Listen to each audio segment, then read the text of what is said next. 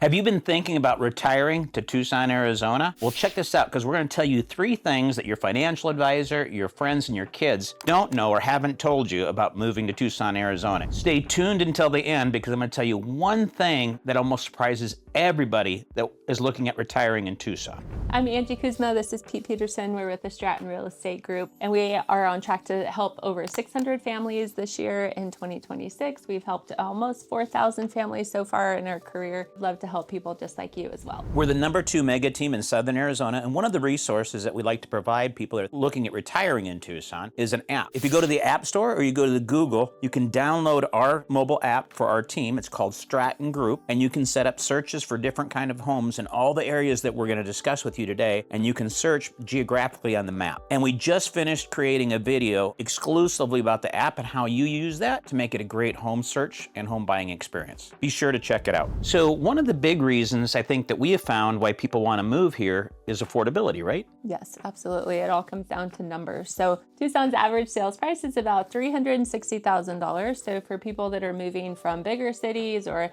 maybe California, Colorado, Washington, somewhere back east, it's a lot cheaper for them to live here than it is the other cities. Yeah, I mean, it just allows people to buy a home that's twice the size for half the price. And we have 4 mountain chains that surround Tucson. And so you get mountain views just about in any community that you're living in. That's right.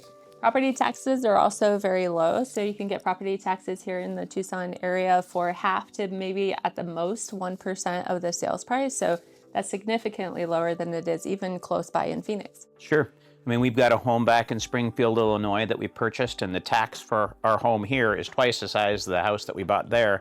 And the taxes are very, very comparable. So I think there's just a lot of communities when you're thinking about retiring and you're kind of on that fixed budget and trying to figure out what that kind of looks like: utilities, property tax, and sales price. Yep. Even cost of living. We actually have another video that you could watch that talks about the specific cost of living in Tucson. But again, compared to even somewhere close like Phoenix, our gas prices, all of that is significantly cheaper as well. Yeah, and I think one of the other things that makes us a little bit unique, because it doesn't apply to every state, is there's no state tax on Social Security income. That's right. That's real money that stays in your pocket every single month. So let's talk about maybe some great communities that if somebody's looking to retire to Tucson and Southern Arizona, maybe some great communities. There's Saddlebrook, which is on the north side of Tucson. Maybe just start with that one. Yeah, Saddlebrook's great. You can have a variety they have single family homes, they have smaller townhomes. So a lot of people like that area because they can get a small yard with low maintenance and just kind of enjoy life. There's a clubhouse. You really don't even have to leave Saddlebrook. You can watch movies and restaurants and all that good stuff. So if you're looking for that active adult community, Saddlebrook fits that, right? You know, it sits north of Tucson. You know, it's several hundred feet higher in elevation. We're at 2,400 here in central Tucson. And so it's just a bit cooler, and it backs right up against the mountains. So if you're looking for some place with hiking and trails and you want to get out of Tucson, but you still want to be close enough that you can drive in, Saddlebrook's a great option for that.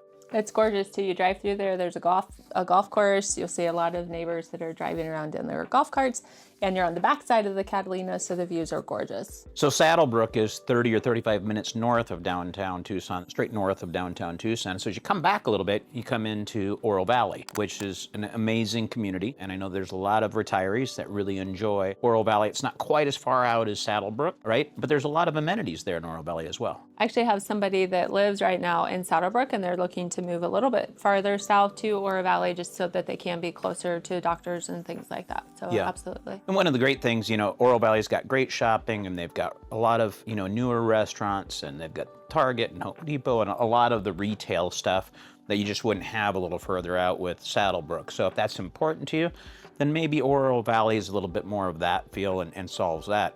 And then if you go just a little further west, then we're into Dove Mountain. Yeah, so Dove Mountain, 2 of the main active adult communities there. There's the Highlands, and Del Webb also has a community there. So again, lots of golfing, outdoor activities. The mountains in that area are gorgeous as well. Yeah, and they've got several golf courses, and one of them, the PGA, I know has played on, and they've had tours there. And the Ritz-Carlton has their signature hotel here in Tucson, right in Dove Mountain. So if you're looking for something kind of like what Angie was saying, if you want to be a little closer and have a little closer access, maybe to go to Phoenix for medical or doctors or that kind of things, Dove Mountain cuts out about 35 minutes of drive time to do that. Yeah, easy access to the freeway, and it's really growing in that area. There's a lot of homes to choose from. They're still building in the area. You can get new construction homes as well as older homes. So Sure. Super popular. And then if you go clear to the south end of Tucson and you go about 30 miles south of Tucson, then you're in Green Valley. And so maybe what are some of the amenities and why somebody would choose Green Valley maybe over an Oro Valley or Marana? Yeah, so Oro Valley and Marana have more pockets that are a little bit more related to active adult lifestyle. And Green Valley, basically the entire city is built around that. So lots of golf again, and tennis and pickleball is taking over the world, as we know. So the whole area is really conducive to the active adult lifestyle. You got the casino down south. So if you enjoy going to the casino, it's a short drive there, although they are getting ready to build a brand new casino in center Tucson. And we're going to do a video on that, so keep watching for that. And we'll walk you through the brand new casino they're doing right at Grant and I-10. And I think one of the cool things about Green Valley is, like, a lot of retirees will go down to Nogales, which is the border with Mexico. And it's only about 20 minutes south of Green Valley. And they go across for dental or hearing or medications and those kind of things.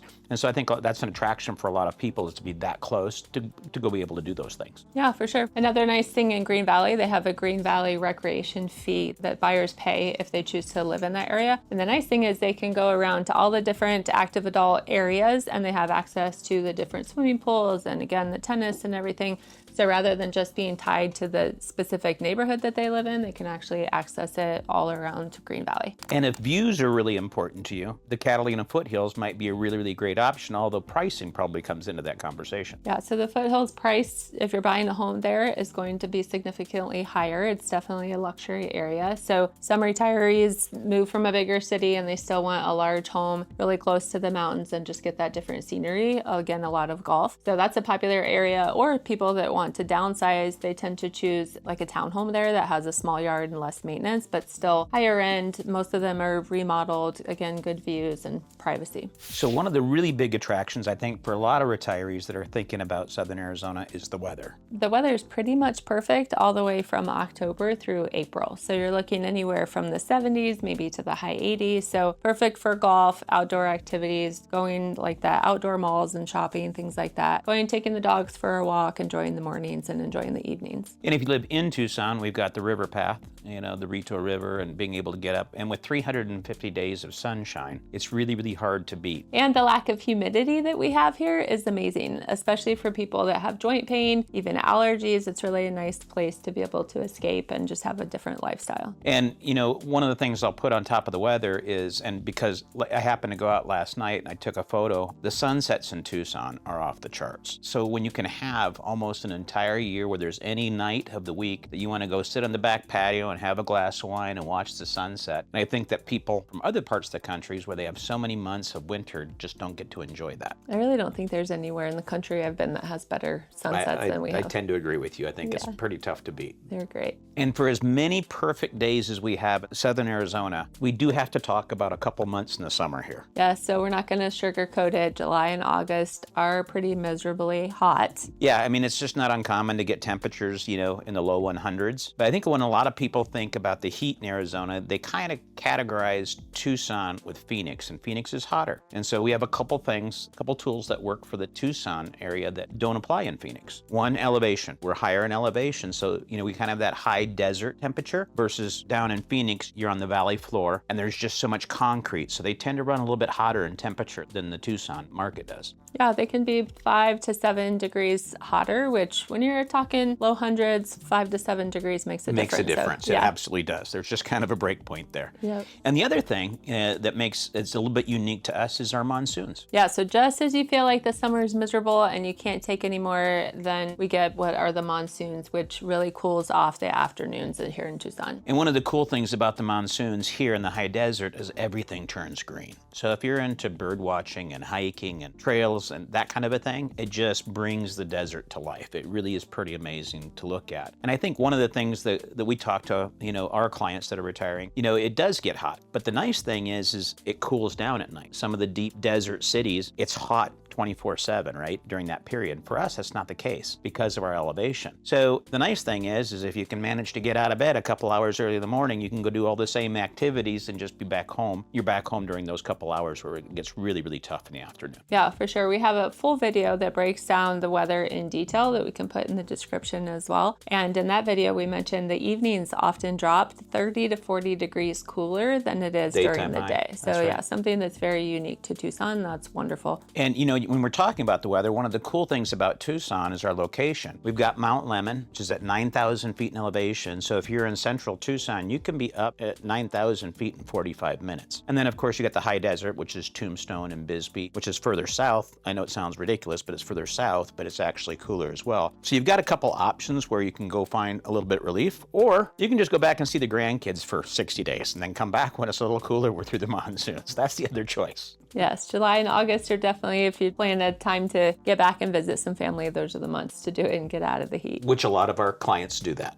Yep. They lock up the house, they go back home for 2-3 months during the heat, and they come back and enjoy the other 9 months, which are just absolutely spectacular. Yeah, so a lot of people think that it's Tucson, it's going to be hot all the time, but it's really only a few months in the summer that gets pretty really rough. Tough, yeah. So I know one of the questions that we get from some of our clients that are looking to retire here is, you know, what's the healthcare like? Because that's an important part kind of at that stage in your life, that we have access to good medical and hospitals. So maybe just talk about some of the hospitals that we have here in Tucson. Yeah, the medical facilities have really grown. So a lot of retirees really do like the medical facilities now that they have to choose from. So Banner is down by the U of A. That's one of the big hospitals. We have TMC. We have a couple smaller hospitals over on the east side. Yep. St. Joe's is one of them. We also have easy access to Phoenix. So for people that need to go to the Mayo Clinic, there's also a branch of MD Anderson that's there. So lots of options. You know, and I think it's really cool. You know, the Banner is attached to the University of Arizona. So it also is a teaching hospital. So there's just a lot of students that come to the U of A to come get their medical degree that come through there. They do a lot of different things that maybe some of the more local central hospitals in other cities wouldn't do. Yeah, for sure. And there's doctors' offices everywhere. So one of the nice things in the specific areas that a lot of retirees choose that we mentioned, so Saddlebrook, Dove Mountain, Green Valley, they have all the doctors that you need. So they really don't have to travel far anymore, where before, if people were in Saddlebrook, they'd have to drive to Tucson for doctors, or if they were in Green Valley, they'd have to drive to Tucson. And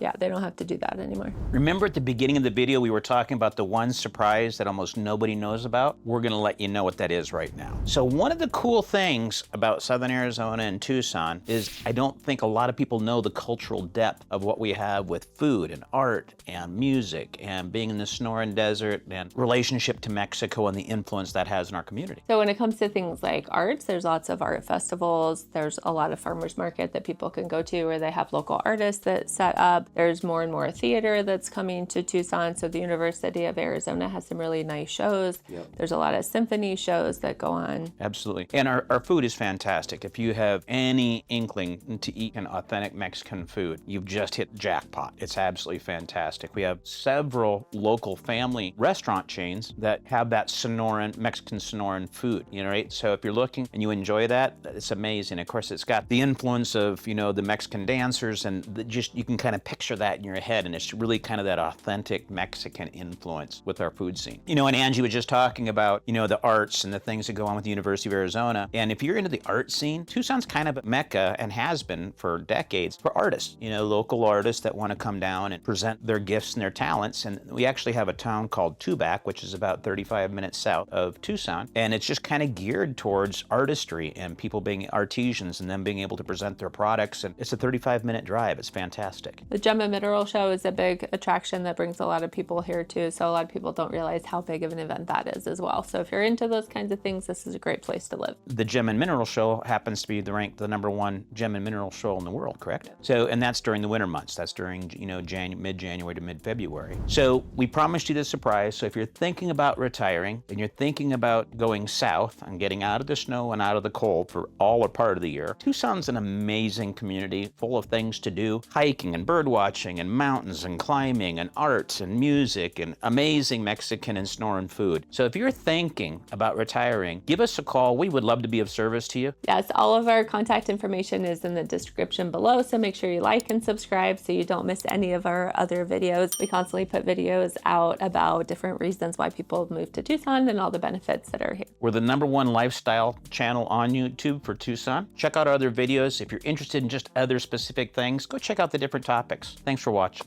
See you in the next video.